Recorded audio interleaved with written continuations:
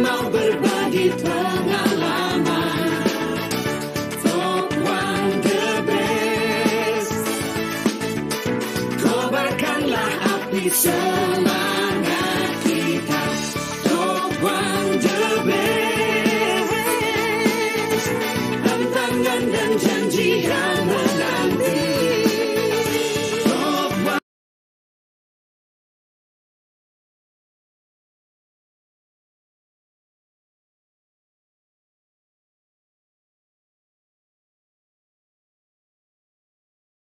Kobarkanlah api semangat kita. Top One the best. Naik masa depan cerah bahagia.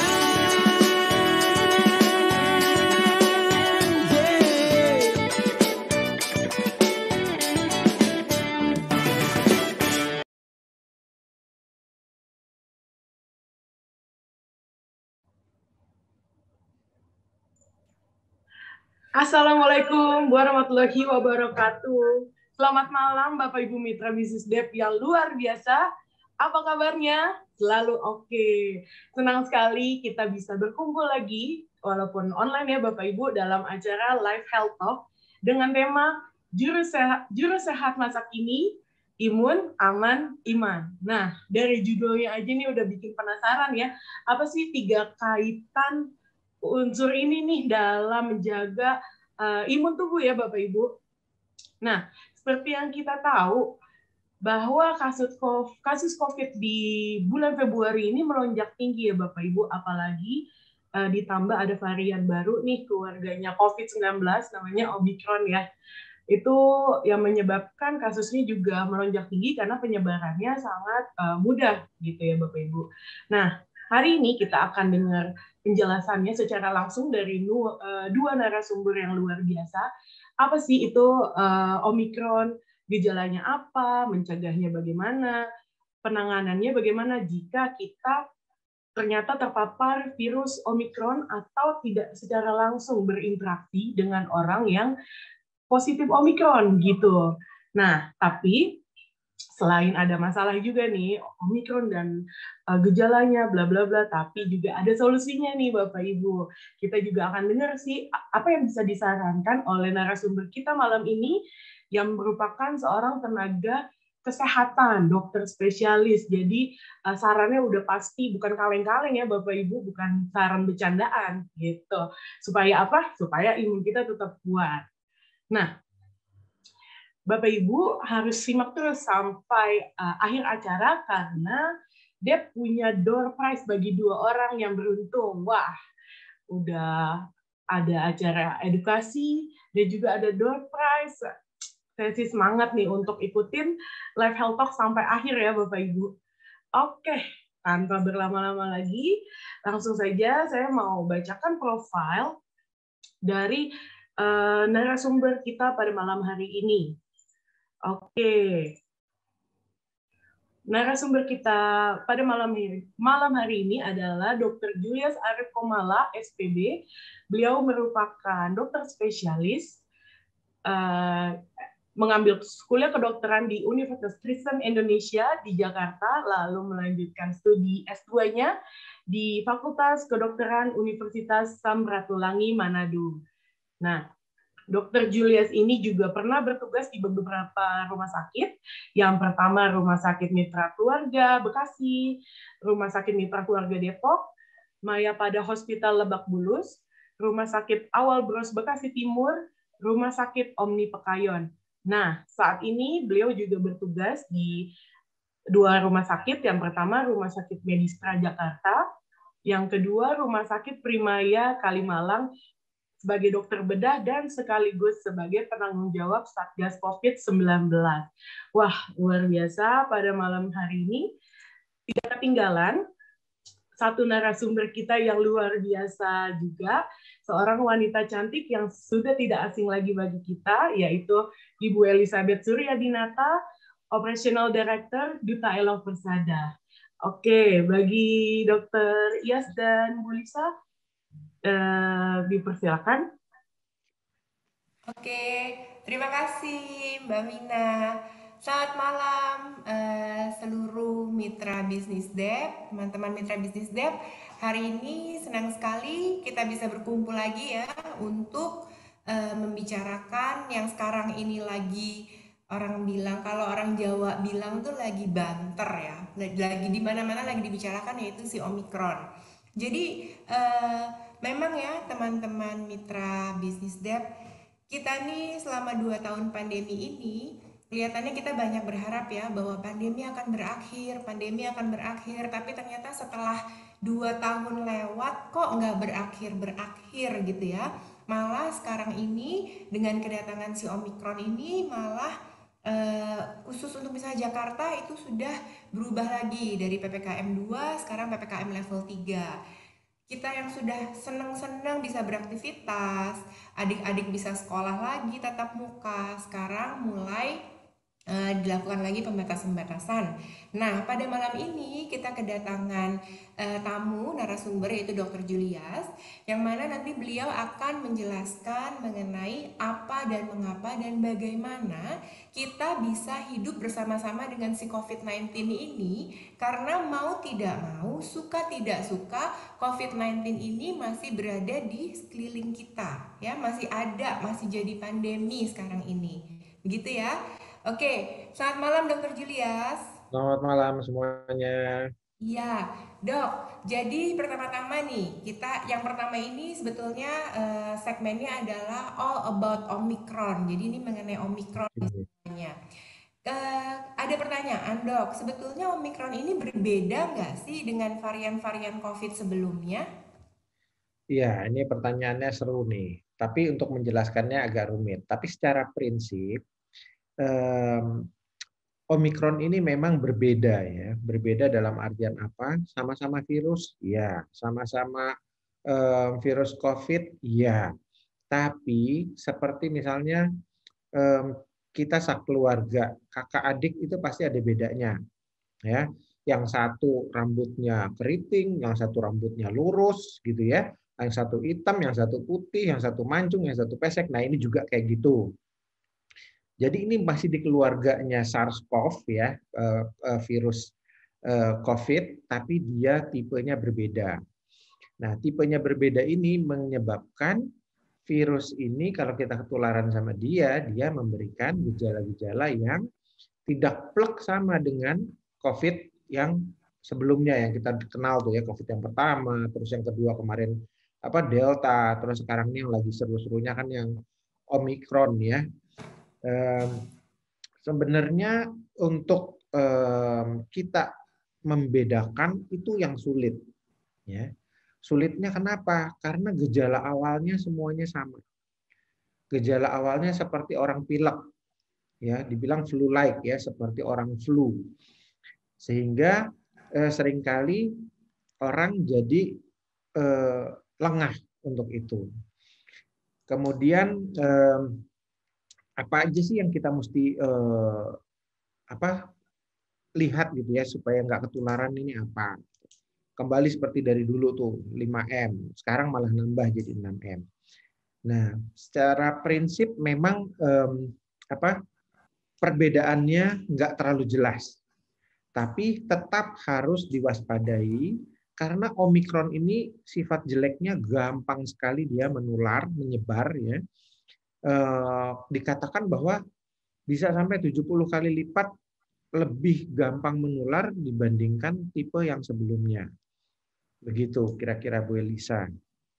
Oh, oke. Berarti Dok, sekarang kalau tadi saya dengar seperti flu. Jadi kita sekarang senewan sekali ya Dok, kalau flu batuk sedikit itu sebetulnya kemungkinan kita itu terkena COVID-19 Omicron ya Dokter ya? Enggak selalu.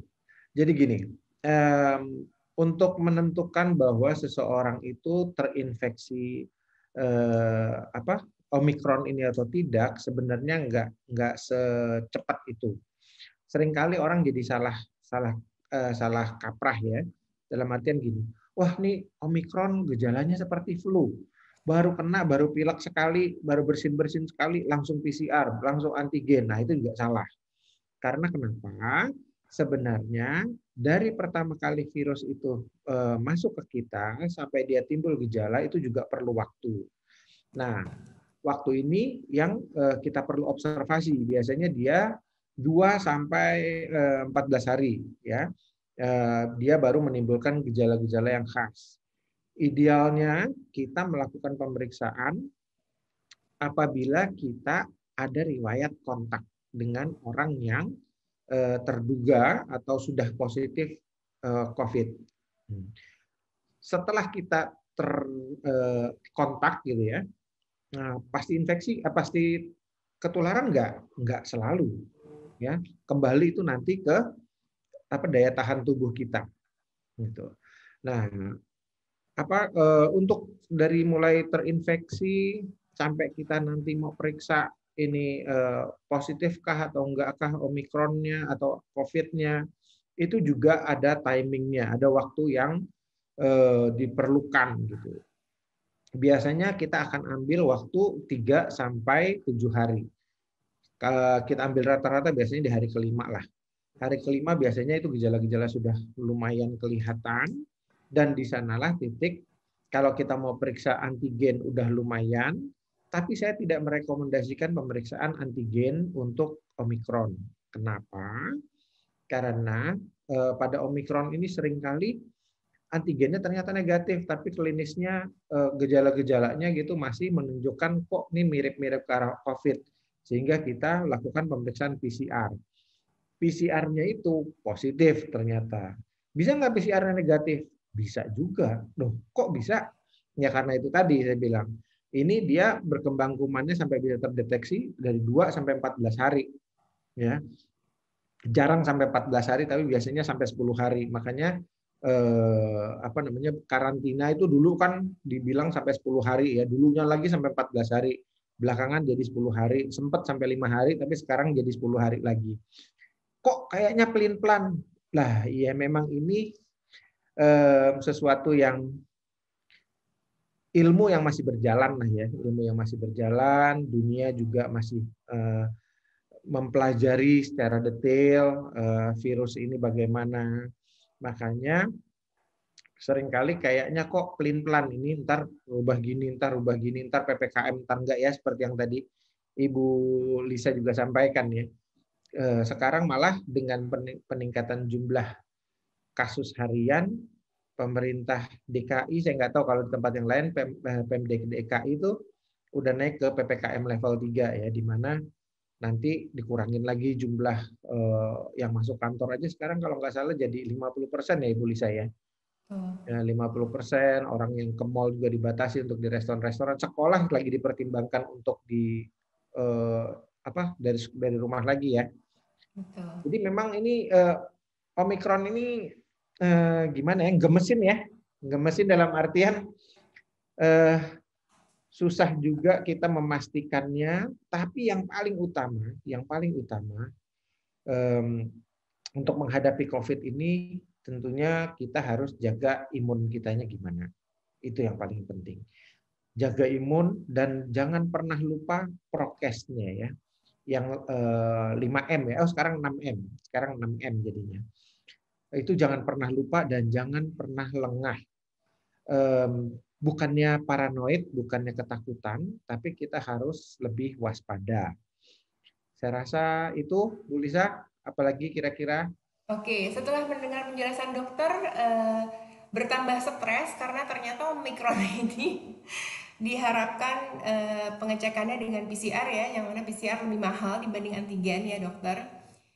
Oke, sekarang pertanyaan selanjutnya dok, ini juga yang kita dengar sebagai orang awam bahwa Omikron itu kan tidak seberbahaya varian Delta, sehingga kita menyikapinya pun tidak perlu terlalu stres gitu ya. Jadi yang saya dengar nih gini, penularan lebih tinggi dibanding Delta. Jadi artinya kita lebih gampang tertular oleh si varian Omikron COVID-19 ini. Tapi kalau tertular yaitu tadi yang seperti dokter bilang hanya seperti flu biasa. Nah dok, pada saat kita mengalami gejala, apakah kita perlu melakukan pemeriksaan apakah ini Omikron atau enggak? Karena kan kalau Omikron memang tidak terlalu berbahaya kan kita agak lebih tenang sedikit ya dok ya dibanding kita dapatkan Delta gitu.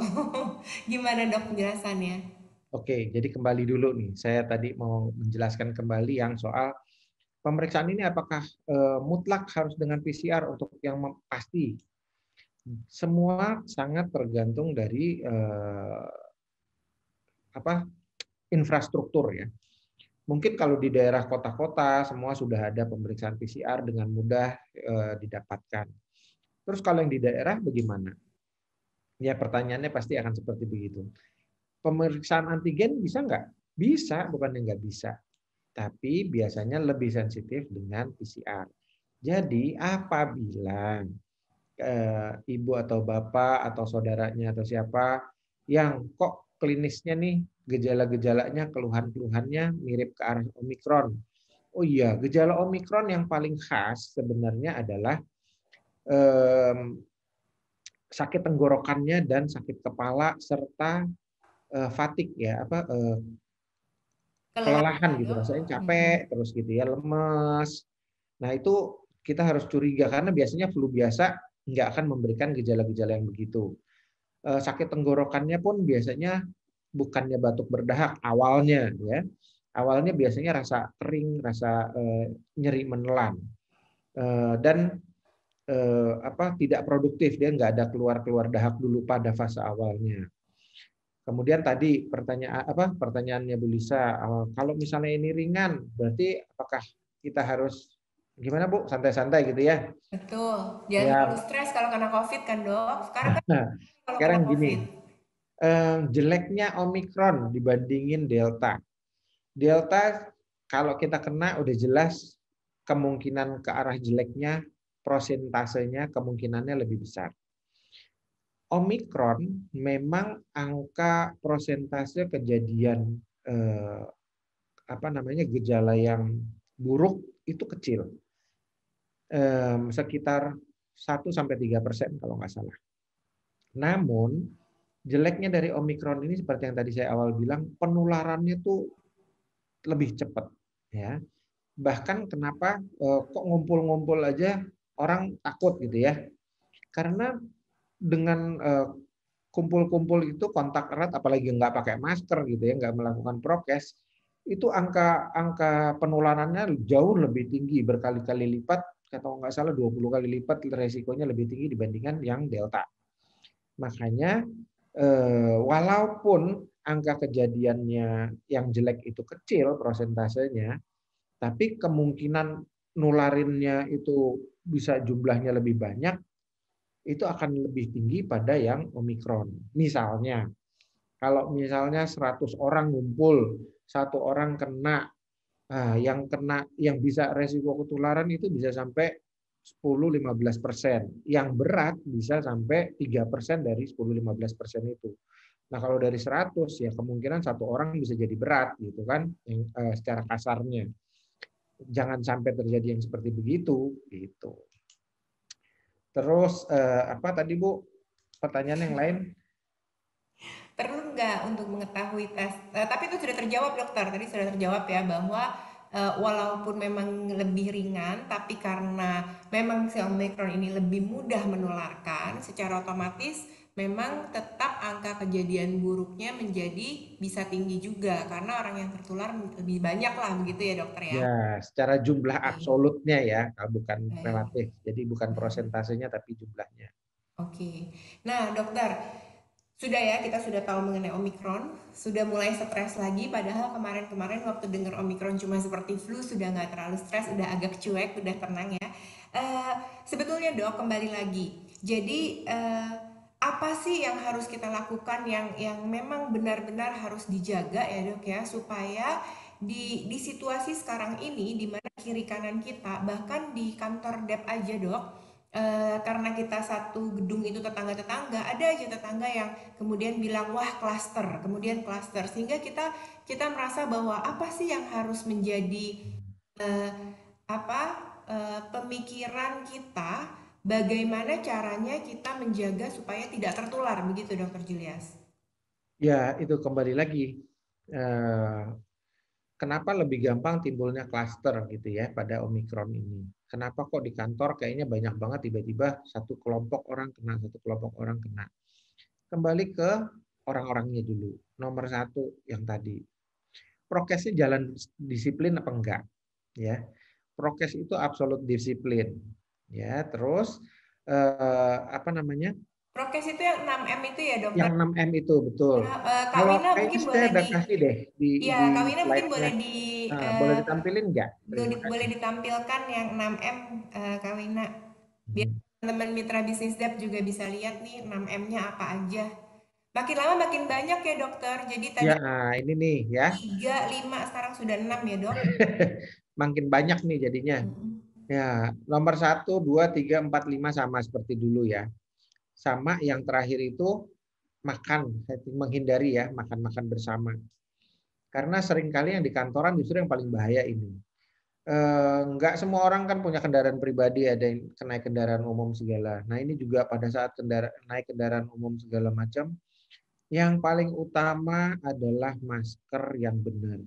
Maskernya yang nutup hidung dengan mulut dengan benar. Jangan yang longgar. Ya, nggak usah pakai masker sampai 3 lapis, nggak usah. Pakai masker yang sesuai aturan. Yang sesuai aturan yang seperti apa?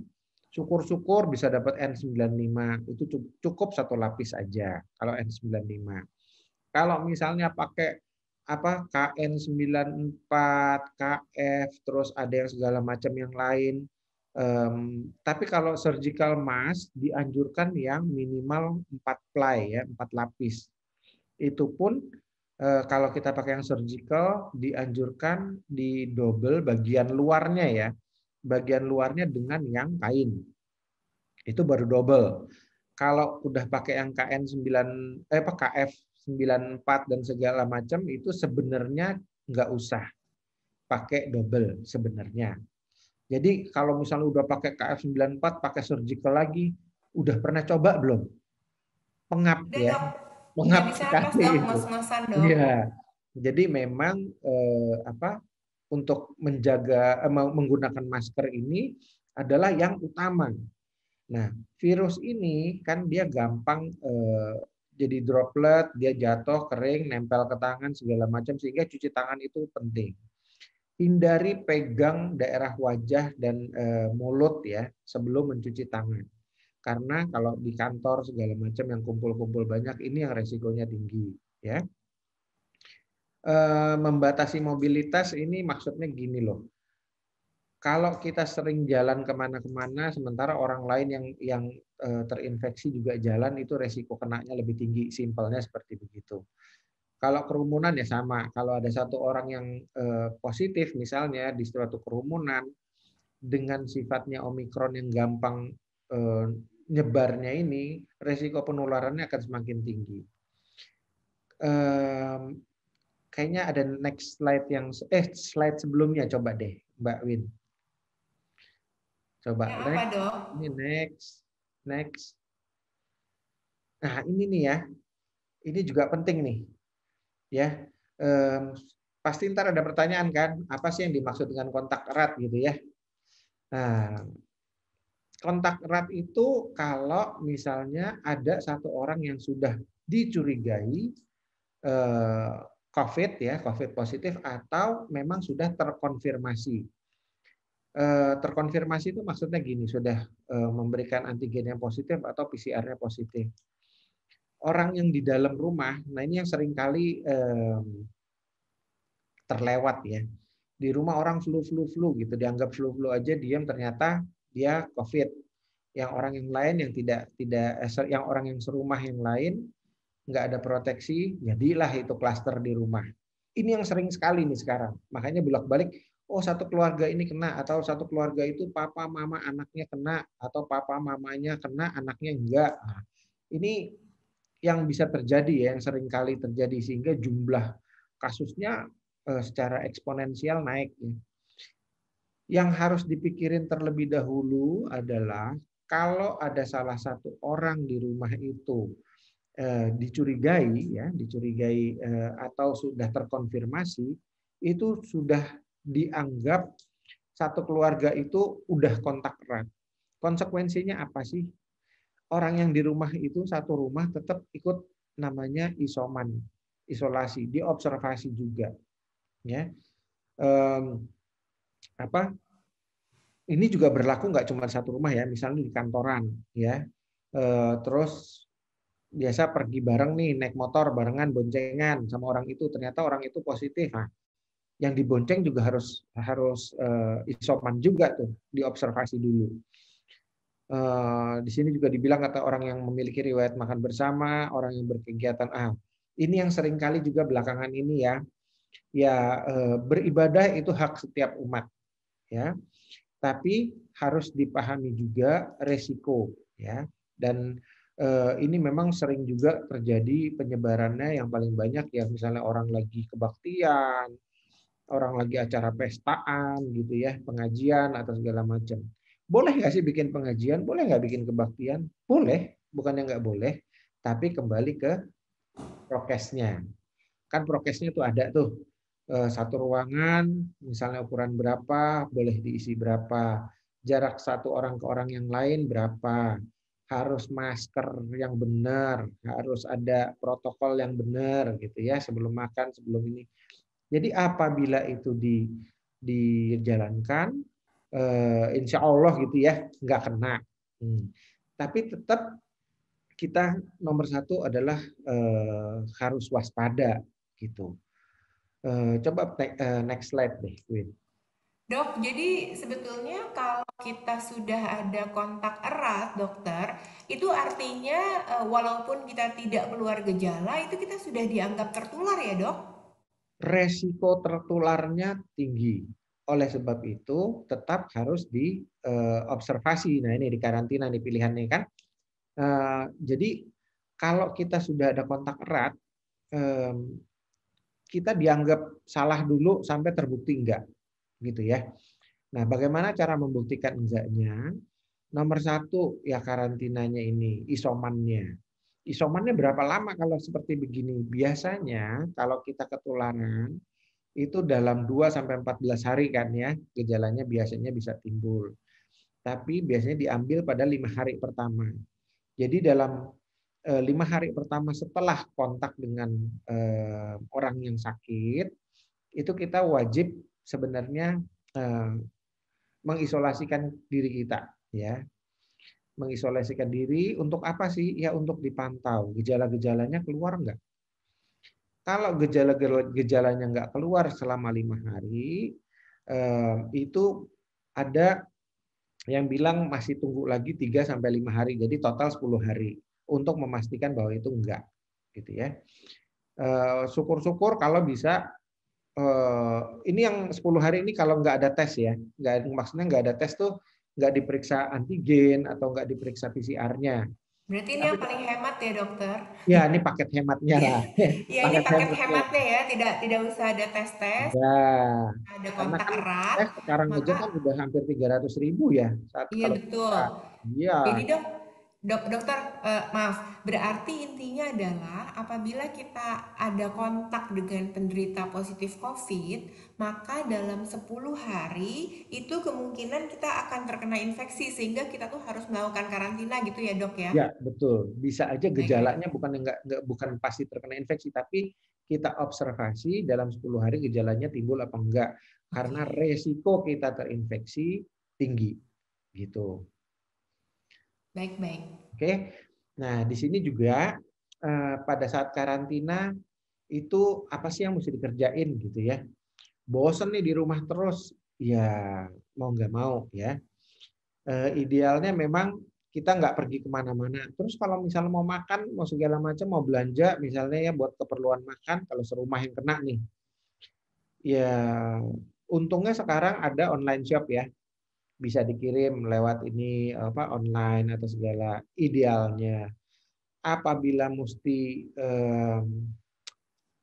beli-beli gitu, kalau misalnya di satu lingkungan ini sistem kekerabatannya RT RW semuanya bagus ya, ini sangat indah ya. Kita bisa minta tolong di grup di warga yang lain untuk belanjain. Gitu. Itu idealnya begitu. Karena jangan kita keluar-keluar justru menimbulkan kelompok-kelompok klaster-klaster yang baru akibat kitanya keluar-keluar, apalagi nggak pakai masker lagi keluar-keluarnya gitu ya, itu nyebarin kemana-mana. Itu yang harus kita kita perhatikan ya. Kalau boleh ya jangan egois, kasihan orang-orang. Memang benar kalau misalnya ini sebagian besar gejalanya ringan, ya. Tapi kalau kenanya yang berat kan kasihan. Gimana sih orang-orang yang kenanya yang berat, yang resikonya lebih tinggi? Ya orang-orang tua, orang-orang dengan komorbid. Komorbid tuh kalau dia misalnya sudah ada penyakit bawaan ya. Misalnya jantung, diabetik, hipertensi, ya macam-macam lagi yang lain ya. Yang imunokompromis itu misalnya anak kecil sistem imunnya belum begitu bagus, orang lupus, orang sakit ginjal, orang sakit liver, ya itu memang risikonya jadi semuanya bisa lebih tinggi untuk jatuh ke yang berat. Nah, kalau misalnya kondisi badannya kondisi imunnya bagus, ya resiko ke arah situ akan resiko jatuh ke arah berat bukan yang nggak ada ya, tapi jauh lebih kecil. Nah, nanti baru kita pikirkan untuk meningkatkan imunnya gimana sih? Ya. Nah, next slide coba. Nah, ini nih. Ini juga sering ya saya ditanya ini sama pasien. Dok, mendingan yang mana sih? Ya. Mendingan PCR atau antigen? Seperti tadi saya juga ada singgung ya. Idealnya PCR tentunya karena PCR yang paling sensitif. Tapi kembali lagi sarananya ada apa enggak, ya biayanya ada apa enggak. Kalau biayanya, bayangkan kalau misalnya screeningnya satu rumah isinya berapa orang nih, 10 orang, ya atau 4 orang. Kalau 200 rata-rata berapa sih sekarang 290 ya, 300.000 lah Kalau berapa ya? di Jakarta 275.000 dokter. 275 ya. Nah kalau 275 kali 5 orang aja, waduh itu kan udah berat banget ya. Nah, sementara kalau antigen itu cuma di bawah 100.000 kalau saya nggak salah ya sekarang ya ketentuannya. 99.000. 99.000 ya. Tapi memang kalau ada pilihan tentunya kembali ke yang paling ideal yang mana. Timingnya kapan? Nah ini yang paling sering ya. Jangan sampai udah keluar uang ternyata periksanya nggak ada guna karena kecepatan. Ini yang sering kejadian ya. Karena udah senewen ya, udah was-was duluan, habis kena ketemu nih temen habis makan siang, besokan nih dilaporin, Mbak aku tuh positif loh hari ini hasilnya keluar. Wah langsung kaget-kaget langsung periksa juga hari itu juga. Nah ini juga salah karena sangat-sangat mungkin di situ dia negatif. Kalau kontaknya beneran cuma dari yang satu itu. Kecuali kalau sebelum-sebelumnya dia dari riwayat kontak yang dia tidak sadari ya, OTG ya. Kontak dengan OTG. Itu juga bisa. Tapi secara prinsip idealnya hari ketiga dan sampai kelima itulah yang kita harus lakukan pemeriksaan. Ya. Supaya hasilnya false negatif itu apa ya jadinya? Hasil negatifnya itu enggak benar gitu. Diperiksa negatif tapi ternyata sebenarnya positif gitu ya. Jadi perlu timing pemeriksaannya yang tepat. Ini nanti kalau kurang jelas silahkan ditanyakan pada saat kita tanya jawab. Oke, next.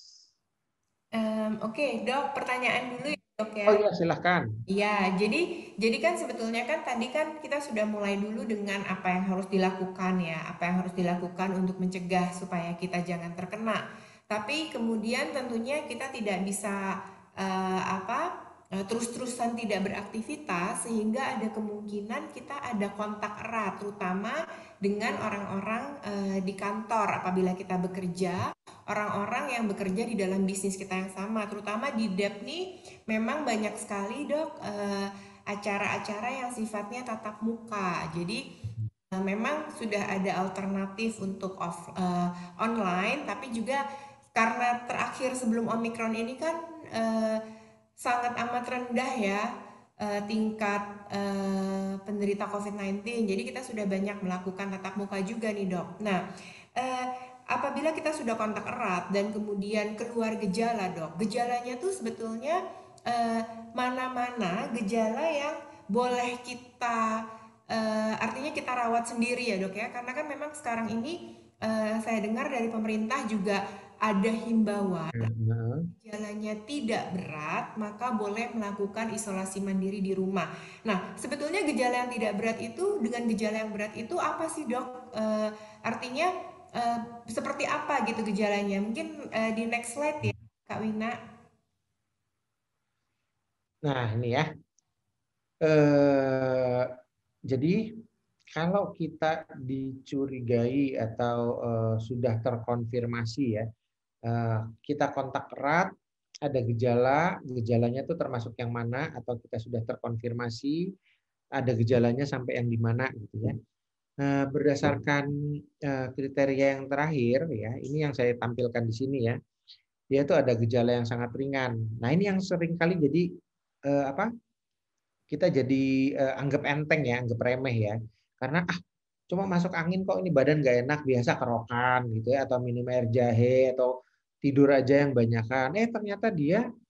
Ternyata COVID dalam beberapa hari kemudian ya, gejala-gejalanya makin jelas. Gitu. Jadi memang kita saat ini lebih baik menjaga disiplin. Ya, kayak tadi mungkin ada yang perhatiin bahwa saya sebelum ngomong saya pakai masker dulu gitu ya. Kenapa? Ya kerjaan saya ini di rumah sakit. Ya, pasti resiko kontaknya saya sadari atau tidak disadari lebih besar dibandingin Ibu Lisa misalnya di kantor atau Ibu Diana ya. Nah, jadi saya lebih baik pakai masker dulu, menghindari kontak erat dengan orang-orang di rumah, jangan sampai terlalu gimana-gimana ya. Nah, terus tadi kembali ke pertanyaannya, bagaimana yang bisa diisolasi di rumah gitu ya Bu ya maksudnya ya? Iya, betul. Oke. Yang bisa diisolasi di rumah adalah pasien-pasien yang gejalanya sangat ringan dan ringan ya. Dan ini pun bukan nggak bisa berubah ya, dalam artian awalnya sangat ringan, 2-3 hari kemudian kok gejalanya nambah nih. Yang seperti di sini baca ya, udah mulai ada nyeri otot, udah mulai ada muntah-muntah, ada anosmia. Oh iya, ini juga saya mau lurusin nih. Katanya Omikron nggak bikin anosmia, gitu ya katanya ya. Ternyata Omikron juga bisa bikin anosmi, ya. Anosmia itu yang nggak bisa nyium. Yang tadinya bisa nyium wangi-wangian yang lain, makanan ini kok makanannya anyep-anyep aja, baunya kok nggak ada, hilang semua gitu ya. Atau bahkan kadang-kadang hipersensitif ya. Semuanya berasa asin, semuanya berasa manis gitu, rasa yang lain hilang, bisa. Jadi kita harus waspada juga yang kayak gitu-gitu. Apabila dalam kondisi dua ini, ringan dan sangat ringan, masih memungkinkan untuk isolasi di rumah. Bahkan Departemen Kesehatan kayaknya sekarang mengeluarkan ada telemedicine ya. Ya, betul, Telemedicine Dok. yang resmi itu dari Kemenkes. Kemenkes. Dan itu di seluruh Indonesia bisa berlaku. Jadi kalau misalnya curiga ada keluhan, lapor ke vaskesnya yang terdekat ya, puskesmas terdekat ataupun rumah sakit terdekat dimanapun juga. Nanti mereka akan memberikan arahan. Bahkan kalau perlu diberikan obat-obat paket dari COVID ya, itu juga bisa. Dan seharusnya itu gratis semua dari pemerintah. Ih, luar biasa ya, Dok, Ya, pemerintah Indonesia ini ya. ya udah beruntung banget deh sekarang ya. Dan semoga ya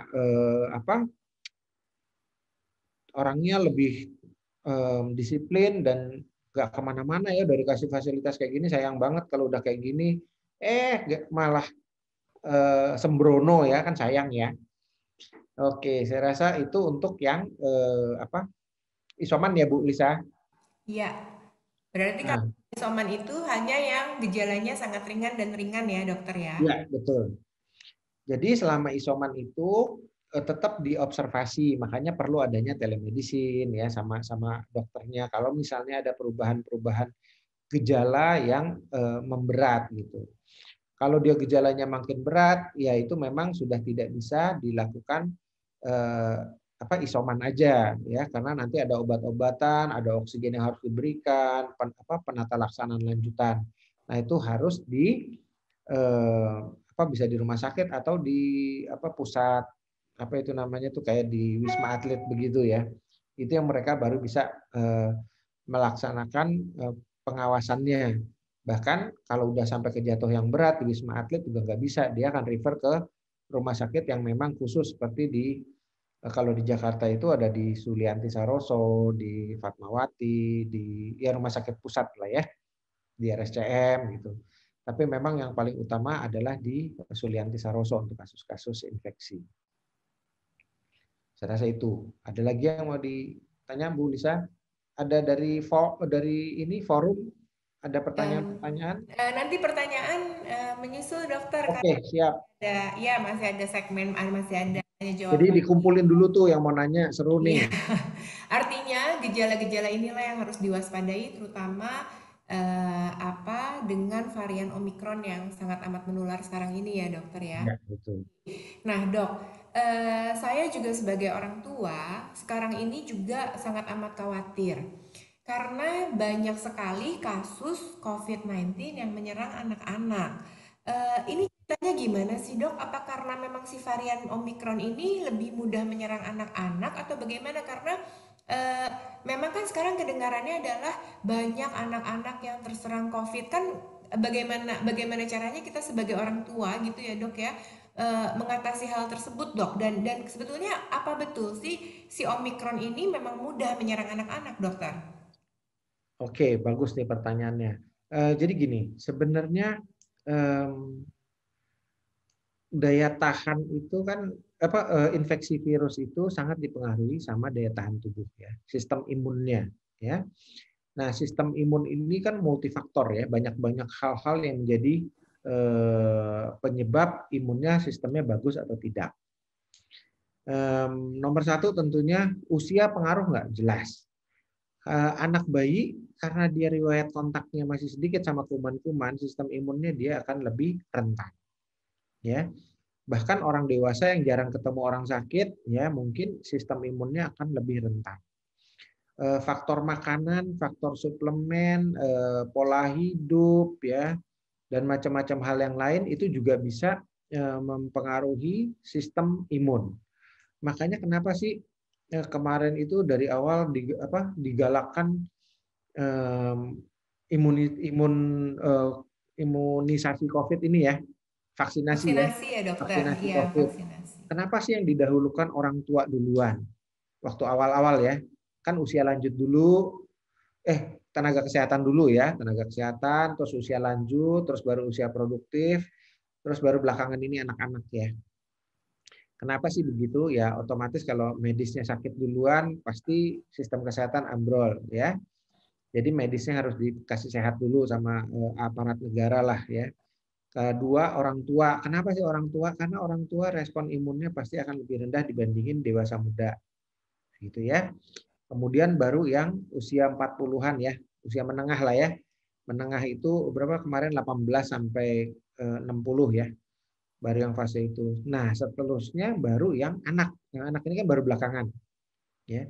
Kenapa sih anak kok belakangan padahal kan imunnya kecil? Ya. Karena anak lebih gampang diatur dalam artian kok riwayat kontaknya kita harus kurangin dengan apa sih? Ya kalau orang tuanya jaga kontaknya dengan baik, anaknya resikonya kecil. Dia nggak ke sekolahan, dia lebih kecil angka kemungkinannya gitu ya. Jadi sebenarnya yang utama adalah kita mengenal sistem tubuh kita dikenalkan sama virusnya dengan cara apa? Ya, dengan vaksinasi. Makanya sekarang usia 6 tahun ke atas ya sekarang ya yang lagi digalakkan sekali. Karena diharapkan anak-anak dengan sistem imunnya bisa tercapai gitu ya. Udah disensitisasi, nanti dia bisa hidup dengan Omikron seperti yang tadi Ibu Lisa bilang tuh. Kita semua bisa hidup dengan Omikron karena sistem imun kita sudah membentuk antibodi terhadap virus ini sehingga nggak gampang kena Omikron gitu ya. Sampai di situ kira-kira menjawab Bu Lisa? Ya, jadi dok sebetulnya bukan karena si Omikron ini menyerang anak-anak, tapi lebih ke arah karena anak-anak ini memang belum punya antibodi karena belum divaksin begitu ya dokter? Ya, betul sekali. Oh, oke. Makanya kenapa nggak cuma anak-anak yang sekarang dikejar ya, orang-orang yang belum pernah vaksin pun itu diharapkan segera vaksin, ya. Itu Oh, dari baik, baik, baik. Kemenkes kan peraturannya sekarang begitu ya. Karena Kalau apa? Karena orang-orang yang belum pernah divaksin, ya. Kalau kita kan sekarang rata-rata sudah 1 kedua ya. Sekarang malah digalakan yang booster ya untuk yang orang dewasa. Yang anak baru mulai yang vaksin pertama dan kedua kayaknya baru bulan ini deh targetnya. Nah itu dia supaya terbentuk dulu gitu. Kalau daya tahannya, kalau belum sama sekali divaksin, ya resiko terinfeksinya pasti lebih tinggi. Ya, kalau kena pun dia pasti lebih berat dibandingkan kalau dia sudah divaksin. oke. Kalau yang divaksin kok bisa sakit juga? Ya bisa aja gitu. Tapi biasanya sebagian besar orang yang sudah divaksin lengkap, dia hanya akan memberikan gejala yang lebih ringan. Ada nggak yang berat? Ada, tapi prosentasenya sangat kecil gitu. Sampai di situ terjawab? Terjawab dokter, terima kasih. Nah dokter tadi juga sempat bicara booster ya. Jadi memang kan pemerintah kita ini sudah menggalakkan vaksin tahap 1, tahap 2 dan Januari kemarin Kemenkes mengeluarkan pengumuman bahwa booster akan diberikan secara gratis juga. Luar biasa ini pemerintah Republik Indonesia ini ya. Jadi eh, banyak orang dokter yang masih bingung dengan booster ini ya. Jadi sebetulnya apa sih booster dan apakah dokter si booster ini harus sama dengan vaksin pertama dengan kedua. Jadi kebanyakan dari kita-kita orang awam merasa bahwa kalau vaksin pertamanya dengan vaksin merek A, vaksin keduanya dengan vaksin merek A, vaksin ketiganya kan harusnya dengan merek A juga gitu ya dok ya, biar seimbang gitu, biar sama. Nah, bagaimana penjelasan itu ya dokter? Ini pertanyaannya gampang, jawabnya rada susah. Tapi Oke, saya jawab ini dari kalau awal nggak salah dulu. ada juga slide-nya deh Kak Wina dari Nah, Kemenkes. Nah nih dok. tapi ntar dulu nih, jangan dilihat dulu yang ini. Saya mau Oh, oke. menjelaskan dulu antara vaksinasi pertama, kedua, kenapa perlu booster gitu ya, pertanyaan Iya. pertamanya kan itu. Oke, jadi em, setelah vaksin yang pertama, tubuh tuh akan membentuk memori ya, untuk membentuk daya tahan tubuh. Eh, Terus dikasih lagi yang kedua. Yang kedua itu tujuannya adalah merangsang yang memorinya ini untuk lebih tinggi lagi, timbul sistem daya tahan tubuhnya, Lebih imunnya kuat gitu ya dokter lebih ya. kuat. Nah, secara statistik dengan 2 kali vaksin, biasanya daya tahan tubuhnya itu udah mencukupi untuk mencegah infeksi atau kalau misalnya terinfeksi gejalanya lebih ringan.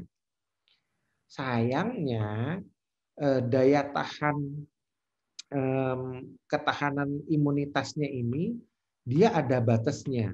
Jadi misalnya setelah setelah vaksin pertama dia kekuatannya misalnya nih ya 50. Setelah ke vaksin kedua jadi 100. Nah, tapi dari 100 ini dia bisa turun dalam jangka waktu sekitar 6 bulan sampai 1 tahun. Nah, dari yang 100 itu ini misalnya dari 100 dia turun sampai lebih rendah. Oleh sebab itu diperlukan booster. Booster itu kan mendorong ya, mendorong.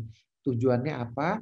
Nah, dikenalkan lagi sama vaksinnya supaya sistem imunnya kerangsang lagi sehingga dapat 100 lagi. Kasarnya seperti begitu. Nah, pertanyaan lanjutannya adalah yang tadi. Vaksinnya kira-kira bagusnya sama semua atau beda-beda 1 2 3 beda semua atau 1 2 sama 3 itu segala macam Yang paling bagus pilihannya. menurut dokter lah gitu. Kalau saya sekarang ini kan kita jujur agak sulit untuk memilih ya. Tapi nah ini slide yang slide-nya deh Mbak Wina. Lalu oke ini ya. Ini nih yang saya dapat dari Kemenkes ya. Waktu dosis pertama itu biasanya banyak kan dapatnya AstraZeneca, Sinovac gitu ya. Ini Jadi kombinasinya di antara yang pertama, kedua seperti yang ditampilkan sini. Lalu sekarang yang booster pilihannya dianjurkan dari Kemenkes, dan alasannya kenapa dipakai yang begini, saya juga nggak begitu paham. Tapi kalau menurut hemat saya, apapun boosternya saat ini ambil dulu. Kenapa? Karena dosis yang kedua kita tuh rata-rata bulan Agustus ya, Juli Agustus tahun lalu ya. Jadi kemungkinan yang sudah vaksin lengkap pun sekarang ini udah turun sistem imunnya. Nah, sistem imun itu kembali lagi ke individual. Ada orang yang daya tahan imunnya tuh udah sampai setahun dia masih bagus-bagus aja, nggak pakai booster. Tapi ada juga yang udah baru 3 bulan udah lemah gitu ya. Jadi memang anjuran booster ini yang lebih logis lah, pilihan logis untuk kita. Jenisnya apa, segala macam, saya rasa boleh-boleh aja. Ya memang kenapa di pemerintah kasihnya cuma setengah dosis, bukan yang ngirit ya. Namanya juga booster, dia tuh fungsinya dia kan merangsang kembali memori yang udah ada gitu. Saat ini kok kalau booster orang dewasa nggak banyak yang nggak ada yang Sinovac atau Sinopharm gitu. Di beberapa tempat ada yang memang ada stoknya, tapi nggak semua tempat itu ada. Karena yang Sinovac ini, Sinopharm sekarang kayaknya banyak pemerintah turunkan untuk yang anak-anak. Kenapa sih begitu? Karena memang terbukti dari yang kemarin nggak banyak kipinya ya, yang ini ya. Sekarang kalau ibu anaknya disuntik yang ini boleh nggak? Boleh aja, nggak ada masalah karena anak-anak juga diberikannya setengah dosis ya. Anak yang sekarang itu diberikan setengah dosis dari yang orang dewasa. Begitu Bu Lisa? Oke, baik dokter.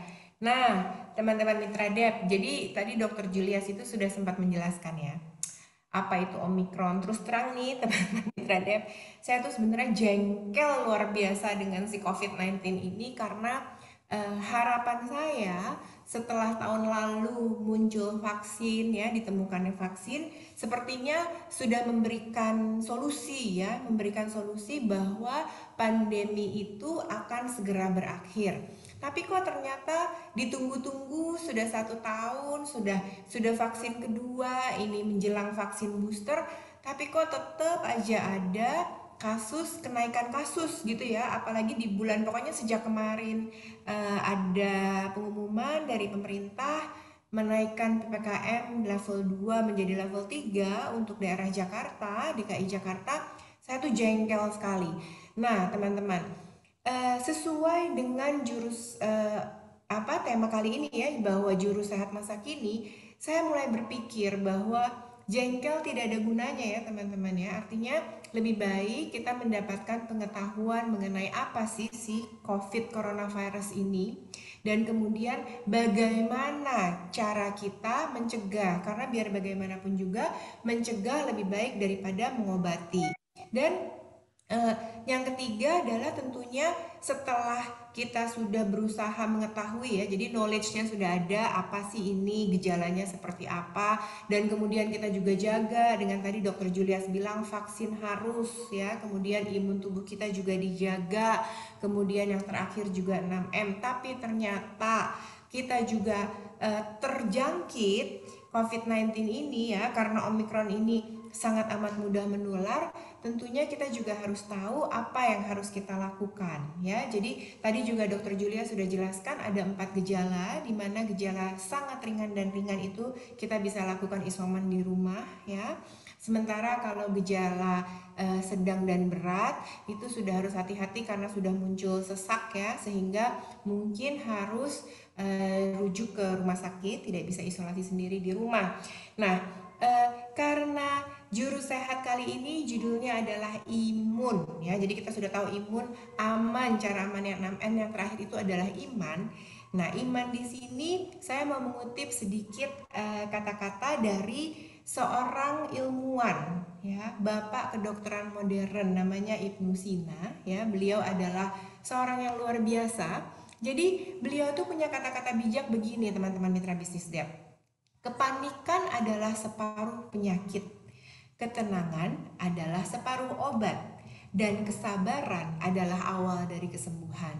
Jadi saya pikir kemarin saya jengkel, kemudian kenapa COVID ini seperti ini.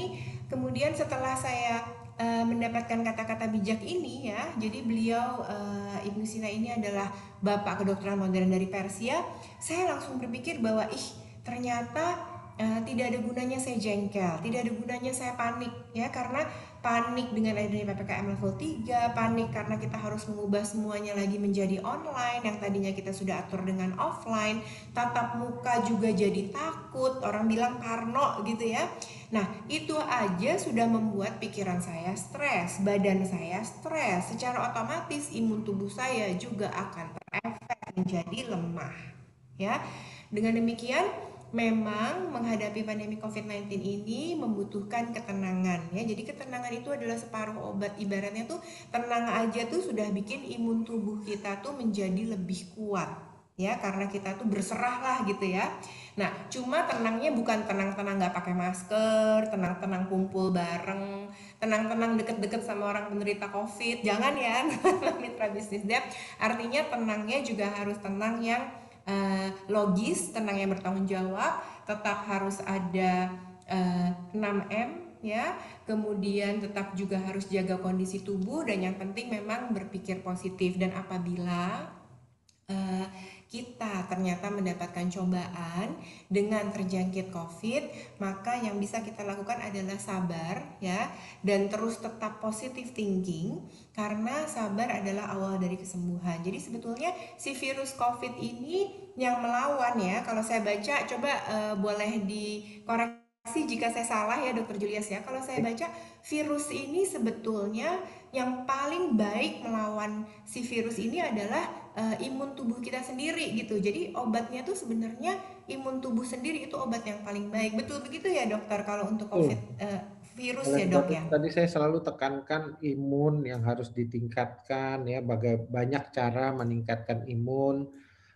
Salah satunya ya pola makan ya, suplemen, buah-buah, terus vaksin ya, jangan lupa itu vaksin ya. Itu benar-benar cara yang paling cepat memperkenalkan virus ke tubuh kita. Jangan sampai nunggu kena gitu ya. Juga saya ingin tambahin nih Bu Lisa, yang tadi Bu Lisa bilang, kita nggak perlu takut segala macam. Betul sekali. Kita waspada, bukannya takut ya, bukannya paranoid, tapi kita harus wajib waspada. Ya seperti saya, kerjanya di rumah sakit, banyak ketemu pasien-pasien yang positif. Memang saya berhenti kerjanya. Nggak mungkin kan? Nomor satu, ya kalau dokternya, tenaga kesehatannya pada berhenti, pada ketakutan, siapa yang ngurusin orang sakit? Kedua, semuanya pasti cari uang juga. Keluarga di rumah gimana kalau nggak dapat uangnya? Ya toh, perekonomian gitu ya, perekonomian tetap harus jalan. Oleh sebab itu, kita harus bijak menempatkan cara-cara bagaimana cara yang paling aman dan paling efektif untuk mengatasi COVID ini secara dalam hidup sehari-hari gitu Bu. Iya. Jadi memang mau tidak mau, suka atau tidak suka, COVID harus kita rangkul ya dokter ya. Kita tidak suka ini, kita anggap aja seperti flu ya, flu yang lebih jelek lah gitu ya. Iya. Oke, baik dokter, ini sudah ada beberapa pertanyaan. Jadi teman-teman mitra bisnis Dev, jika mau mengajukan pertanyaan boleh ketik langsung di chat ya, nanti akan saya bacakan. Ini sudah ada beberapa pertanyaan yang masuk dokter. Jadi yang pertama dari Kang Pandu ini saya bantu jawab ya. Jadi untuk gejala virus Omikron ya, jadi sebenarnya COVID secara keseluruhan, tapi khususnya Omikron tadi sudah dijelaskan oleh Dr. Julius bahwa ada 4 gejala ya Kang Pandu ya, mulai dari sangat ringan, kemudian sedang dan berat. Tapi saya doakan Kang Pandu sehat selalu walaupun tetap beraktivitas ya di luar, banyak ketemu orang. Tenang aja, saya tahu Kang Pandu orangnya positive thinking, pasti virus COVID-nya juga takut sama Kang Pandu gitu ya. Oke. Nah, yang kedua ini pertanyaan sebentar dari Mbak Dini Syah Dwi Tamala. Oke, Assalamualaikum warahmatullahi wabarakatuh, dokter. Ini pertanyaannya adalah apakah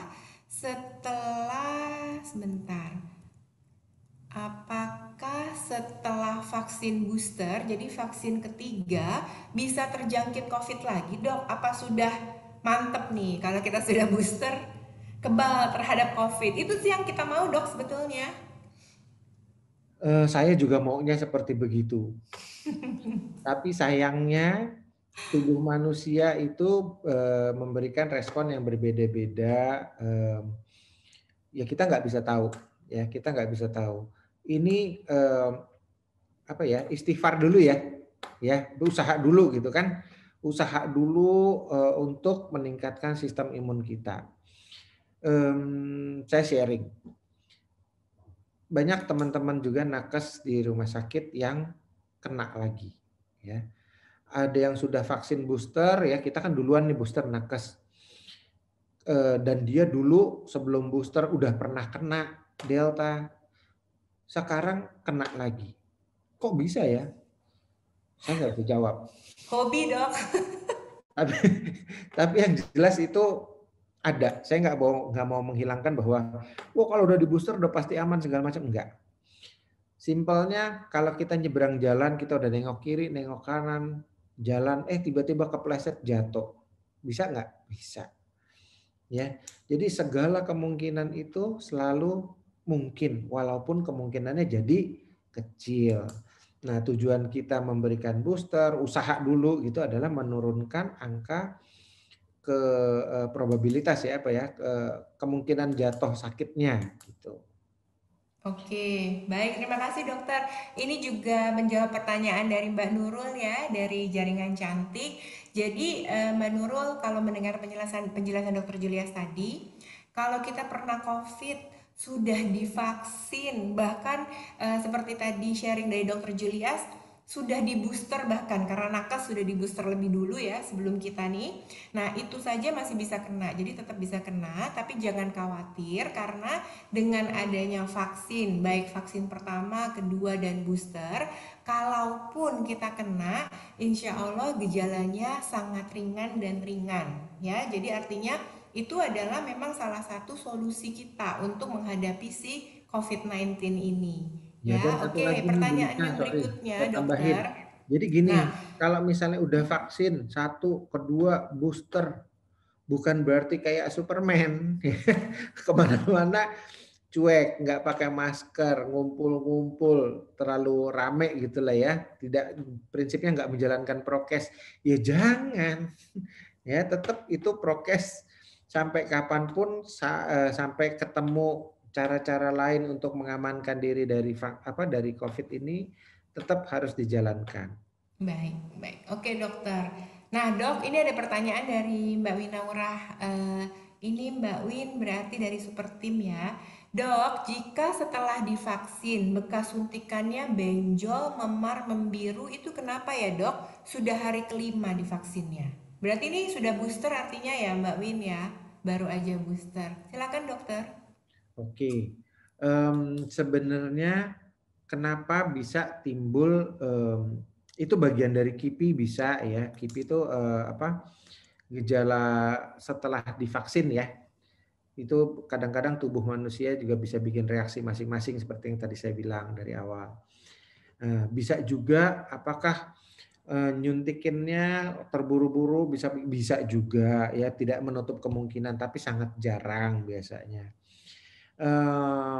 Pengalaman saya waktu saya disuntik Moderna waktu itu memang 3 hari pertama itu rasa kemeng, rasa sempat malah 24 jam pertama tuh tangan rasa berat banget mau diangkat. Karena reaksi vaksinnya sendiri secara lokal ya di ototnya itu bisa terjadi. Teman saya ada juga yang tadi seperti Mbak Win bilang ya, dia sampai kayak memar, kayak pokoknya kayak habis kebentur, kayak habis dipukulin katanya gitu. Itu ada juga. Jadi masing-masing individu kadang-kadang memberikan reaksi yang berbeda. Saya hilang waktu itu 3 hari hilang. Teman saya seminggu hilang. Ya, makanya kan sekarang kalau habis dikasih vaksin dibekelin obat ya biasanya dikasih Panadol atau dikasih apa itu biasanya dikasih itu sekarang begitu sih. Jadi apakah ini suatu reaksi yang enggak lazim? Enggak juga gitu. Tapi apakah semua orang kayak begitu? Enggak juga. Apakah ada solusinya dok, misalnya untuk mempercepat penyembuhan memarnya gitu, karena sudah hari kelima ya? Ya, itu tadi saya bilang ya, biasanya kalau sampai 7 hari sih masih oke biasanya. Oh Tapi oke, untuk meringankannya bisa boleh makan kayak Panadol boleh. penghilang Eh, nyeri ya dokter ya? tapi sebaiknya tidak obat-obat antiinflamasi. Kenapa? Karena kita divaksin itu tujuannya merangsang sistem imunitas kita ya. Jadi reaksi inflamasinya memang dirangsang gitu.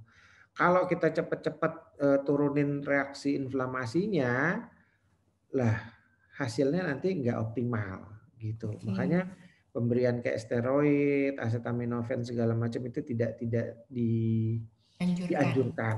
Iya. Nah, berarti Mbak Bisa Win dikompres dingin dulu, Mbak. Jangan kompres anget ya, kompres kompres dingin. dingin. Nah, berarti untuk mengurangi mengurangi memarnya boleh kompres dingin dan karena hari kelima tadi Dokter Julius infonya adalah sampai dengan 7 hari. Insya Allah nanti hari ketujuh sudah mulai mereda ya Mbak Win ya. Oke, nah ini dari Mbak Gendis dari JCM. Halo dok, saya sudah vaksin Sinovac. Sebelum vaksin jarang sakit, tidak pernah sakit dalam 1 tahun hanya 1-2 kali aja sakit panas. Tapi setelah vaksin, rasanya saya lebih sering sakit. Nah, dan durasi sembuhnya lama, minimum 1 minggu. Itu kenapa ya dok? Oke, nomor satu, saya hampir tiap hari rasanya pegel, pusing aja. Kenapa? Karena stres. Stres situasinya kayak gini nih kok COVID nggak habis-habis gitu ya. Ya banyak faktor lah ya. Em, Masing-masing orang memberikan reaksi yang beda-beda terhadap suatu vaksin kembali itu ya. Apakah vaksin akan menurunkan daya tahan tubuh? Kan tadi Mbak bilangnya semenjak habis divaksin lebih sering sakit ya. Itu enggak. Mungkin ya faktor pencetus itu ya tadi ya stresnya. Karena stres sendiri bisa menurunkan daya tahan tubuh loh. Yang paling jahat itu menurunkan imun adalah stres. Ya, saya rasa itu. Stres terus makannya nggak bagus, ya macam-macam hal sih. Cuaca juga sekarang lagi nggak bener gitu ya. Bisa Nah, saja. Mbak Gendis, ini tadi saya bawanya pertanyaan bawahnya saya nggak baca ya. Jadi sebelum ikut vaksin, kalau demam biasanya minum Sanmol sehat. Sekarang sudah minum IB drink, dibantu obat dokter, tetapi sakitnya nggak sembuh-sembuh. Oke, Mbak Gendis, yang paling utama adalah harus kembali ke dokter. Karena saya lihat di sini juga Mbak Gendis sudah diberikan obat dokter. Artinya mungkin eh, obat yang diberikan itu belum sesuai dengan penyakit yang diderita oleh Mbak Gendis. Jadi paling baik memang seperti itu. Sementara IB drink sendiri kan membantu kita untuk meningkatkan imun ya Mbak Gendis. Tapi kalau memang kita sudah menderita suatu penyakit, memang IB drink tidak bisa menyembuhkan. Tetap si penyakit itu harus disembuhkan dulu dengan obat yang sesuai dengan penyakitnya. Begitu ya jawabannya ya Mbak Gendis. Nah, ada lagi pertanyaan dari Mbak Sulis Tulung Agung, JCM. Selamat malam dok, ini saya lagi sakit. Dan setelah mendengar penjelasan dari dokter, gejalanya kok sama. Muateng mbak. Oke, sakit kepalanya parah dok, sampai sulit tidur. Lalu tenggorokan sakit untuk menelan. Ini solusinya bagaimana ya dok? Terima kasih. Nah, biasanya Mbak Sulis kalau habis mendengar penjelasan mengenai COVID ya, rasa-rasanya memang kita semua ada gejala COVID karena senewen ya Mbak Sulis ya. Oke, silakan Dokter Julius dijawab jawaban dari pertanyaannya bagaimana dok? Oke. Ya memang seperti yang saya bilang tadi ya. Saya ini tiap hari pulang kayaknya badan gak enak, kepala pusing, semua keluhan COVID itu selalu ada. Sampai di rumah papa nih orangnya parno. Ya. Tapi memang kita nggak bisa anggap remeh kalau keluhan itu ada. Ya. Nah, ya cara yang paling gampang nih, Mbak siapa Sulis ya tadi ya, Iya, Mbak observasi. Sulis. Ya, anggap dulu diri kita ini saat ini terduga COVID. Ya, nomor satu itu menurut saya. Karena konsekuensinya apa sih kalau kita cuek-cuek berlaku seperti biasa? Nularin orang lain, itu yang paling bahaya. Kalau nularin anak kita atau orang tua kita, terus ada apa-apa, nyeselnya apa nggak lebih gede lagi. Sebaiknya observasi dulu. Kalau sudah di atas 3 hari, kalau bisa PCR. Kalau bisanya antigen, gitu. Paling enggak kita menyingkirkan kemungkinan jeleknya dulu. Nah, terus bukannya jadi senewan ya, enggak. Karena kembali lagi kita mesti lihat banyakan yang ringan betul. Tapi jangan dianggap remeh. Protokol tetap absolut jalan ya, mutlak itu untuk dijalankan. Yang untuk isoman tadi ya, yang tadi saya sudah sampaikan. Jadi nggak usah khawatir dulu, Mbak Sulis. Oke, Mbak Sulis. Nah, ini selain banyak istirahat ya, karena kan posisinya sekarang sedang tidak sehat ya. Selain banyak istirahat, jika memang ada IB drink, boleh mengkonsumsi IB drink dan ingat tadi kata-kata bijak dari Ibnu Sina ya, bahwa ketenangan itu sebetulnya adalah obat dan kesabaran adalah awal dari kesembuhan. Artinya kita positive thinking aja Mbak Sulis sekarang ini. Memang lagi banyak, tapi mudah-mudahan alhamdulillah bukan COVID, hanya sakit masuk angin biasa gitu ya. Oke, Dok, pertanyaan selanjutnya ini dari Mbak Ila. Assalamualaikum warahmatullahi wabarakatuh. Selamat malam dokter, siswa saya hari Sabtu kemarin baru saja mengikuti vaksin dosis kedua. Kemudian malamnya kejang sehingga dibawa ke rumah sakit. Mohon pencerahannya dok. Nah itu apakah mungkin ya dok terjadi seperti itu ya dokter? Ini agak susah Pertanyaannya sulit ya jawabnya. dok? Karena gini, kejang itu bisa macam-macam ya.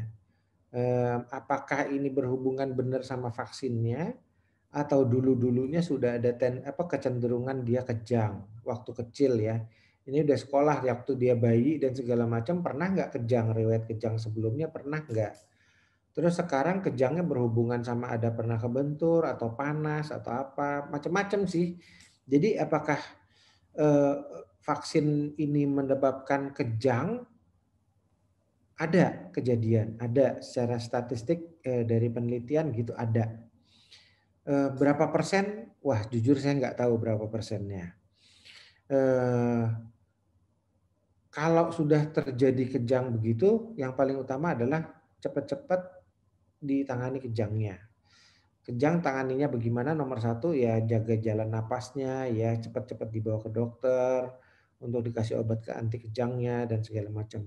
Jadi Joyful yang di dalamnya itu memiliki 8 bahan aktif. Nah, diingat-ingat nih Bu, 8 bahan aktif, nggak banyak, cuma 8. Yang pertama itu adalah wheat oligopeptide, yang kedua itu adalah vitamin C, yang ketiga itu adalah zinc, yang keempat itu adalah inulin, yang kelima itu adalah grapeseed ya, biji anggur, yang keenam acai berry, yang ketujuh apple stem cell. Ini juga yang ada di dalam Nuamorea Beauty Plus Bar, dan yang terakhir itu adalah buah kiwi.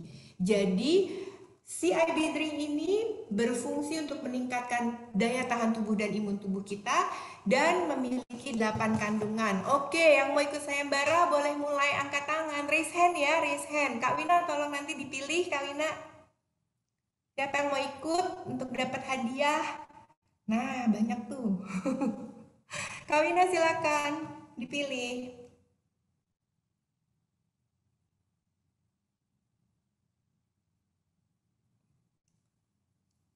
Oh, oke. Kalau gitu Kawita ya. Kawita bisa atau Bu Diana bisa bantuin yang raise hand? Ya, oke. Suara Heeh. saya kedengeran, Kedengeran Bu teman-teman? Diana, kebetulan kawinannya. Heeh. Oh, Siapa nih oke. yang dipilih nih untuk mendapatkan siapa yang raise hand duluan? Silakan Bu Diana. Oke, yang pertama kali resen duluan, kami lihat ini Alfi. Oke, dari Mbak Alcan ya ini Mbak ya, Alfi, saya. silakan. Boleh di-unmute ya, Bu Diana. Halo Mbak Alfi. Malam Bu Tiana, Bu Lisa. Iya, nah ini pertanyaannya ya untuk mendapatkan IB Drink ini pertanyaannya gampang banget. Ini kayak Pak Jokowi nih pertanyaannya. Sebutkan ya, tadi kan saya sudah sebutkan 8 bahan aktif yang terdapat dalam IB Drink. Ini nggak usah 8, Mbak Alfi sebutkan 3 aja. Ayo apa aja Mbak Alfi? Yang pertama ada oligopeptide, terus Iya ada buah betul. kiwi, ada apel, terus capsaid. Ya, Oke, cukup. Jadi ada wheat oligopeptide, ada apel, ada grape seed ya, tadi ya. ya. Ah, biji. Apelnya kurang kurang lengkap sedikit aja. Apelnya apel apa yo? Apel stem cell. Iya, betul. Nah, Mbak Alfi berhak untuk mendapatkan satu box IB Drink yang berisi 15 saset ya. Nanti Mbak Alfi akan Ya, dihubungi oleh tim dari kantor ya. Oke, terima Diana. kasih. Ya, terima Terima kasih kasih, Mbak Alfi. selamat buat Mbak Alfi. Selamat ya. Oke, yang kedua adalah Pak Toto AVC. Silakan Pak, Ah, Pak Toto. Pak Toto kok nggak kelihatan nih mukanya Pak Toto? silakan langsung di-unmute Pak. Selamat malam Pak Toto. Tak, tak.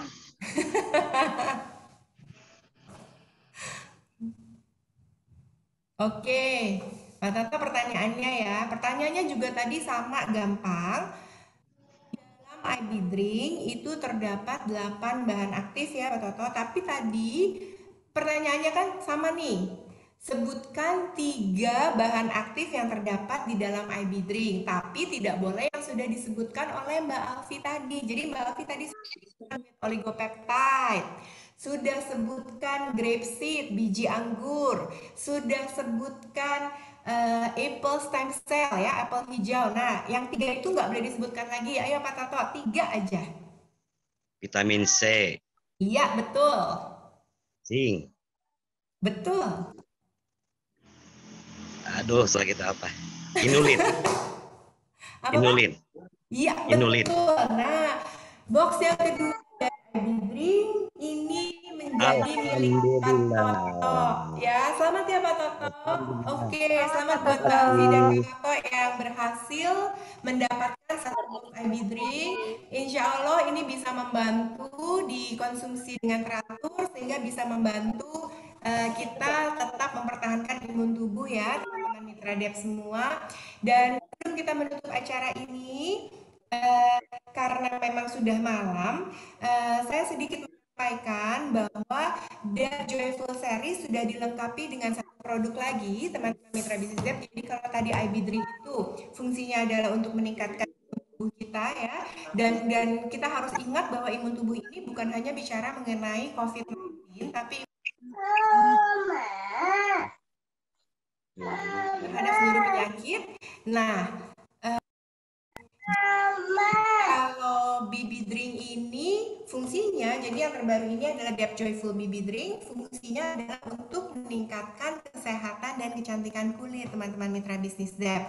Mudah-mudahan sudah ada yang mencoba ya, karena beberapa orang sudah memberikan testimoni juga, hasilnya juga sangat baik. Nah, saya pikir itu saja. Mudah-mudahan acara kita pada hari ini membantu pengetahuan mengenai Omikron ya, mengenai COVID-19 apa dan bagaimana, dan tetap harus diingat bahwa yang harus kita jaga adalah imun tubuh kita, keamanan dengan terus menjalankan prokes, ikut program booster ya, vaksinasi booster, kemudian juga jangan lupa untuk terus-menerus menjaga imun tubuh kita. Dan jangan lupa perkuat iman dengan terus berpikiran positif untuk menghadapi masa-masa pandemi ini. Baik, saya kembalikan kepada Kak Wina, atau Kak Winanya masih ada, Bu? Masih Bu Lisa, maaf Oke. ya tadi saya Silakan Kak Wina. Silakan. Oke, Langsung terima aja closing, kasih Kak Wina. Dok Nias dan Bu Lisa atas pemaparan yang luar biasa. Sangat mengedukasi sekali sih malam ini ya tentang Omikron dan penanganannya. Nah, Bapak Ibu, Mitra Bisnis Dev sudah jelas ya, kita tidak perlu khawatir lagi, apalagi takut dengan Omikron. Yang terpenting adalah kita harus menjaga imun tubuh supaya aman dan juga dibantu oleh pikiran-pikiran positif. Karena hati yang gembira adalah obat yang manjur, Bapak Ibu. Dan tentunya mengkonsumsi makanan bergizi serta lengkapi hari kita dengan Dev Joyful IB Drink. Tapi selain sehat, kita juga harus memiliki kulit yang sehat. Nah, dilengkapi lagi dengan BB Drink biar 2022 ini kita tampil lebih glowing. Oke, akhir kata saya ucapkan wassalamualaikum warahmatullahi wabarakatuh. Terima kasih kepada Mitra Bisnis Dev yang sudah hadir untuk acara malam hari ini. Sebelumnya kita akan dokumentasi dulu yuk. Semua tolong dinyalakan videonya. Kita akan mendokumentasikan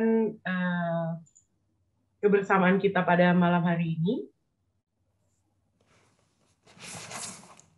Oke, yang ada IB Drink juga boleh dipegang. Kebetulan saya ada nih. Sudah disiapkan. Yuk, sudah siap semua? Oke, 3, 2, 1. Oke, sekali lagi. 3, 2, 1. Oke, sekali lagi. Dev, Tompan the Band. Siap, 1, 2, 3. Sip. Oke, terima kasih Bapak Ibu Mitra Bisnis Dev yang luar biasa. Wah, ada Babe juga. Babe ada mungkin sepatah dua kata Babe mau disampaikan? Tidak ada. Oke, sampai bertemu di acara-acara berikutnya. Tetap semangat. 2022, we can do it.